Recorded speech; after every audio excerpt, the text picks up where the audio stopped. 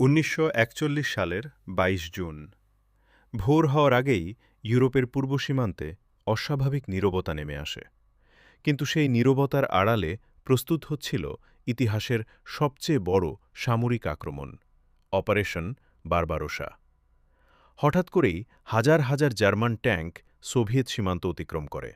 আকাশ ভরে যায় যুদ্ধবিমানের গর্জনে। কয়েক মিনিটের মধ্যেই সীমান্তবর্তী শহরগুলো আগুনে জ্বলতে শুরু করে। সোভিয়েত সেনারা প্রথমে বুঝতেই পারেনি এত বড় আক্রমণ আসছে। অনেক সৈন্য তখনও ঘুমিয়েছিল। যোগাযোগ ব্যবস্থা ভেঙে পড়ে। চারদিকে শুধু বিস্ফোরণ, ধোঁয়া আর আতঙ্ক।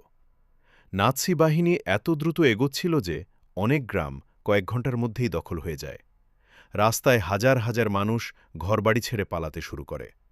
সেই মুহূর্তে মনে হচ্ছিল হিটলার হয়তো সত্যিই পুরো সোভিয়েত ইউনিয়ন দখল করে ফেলবে।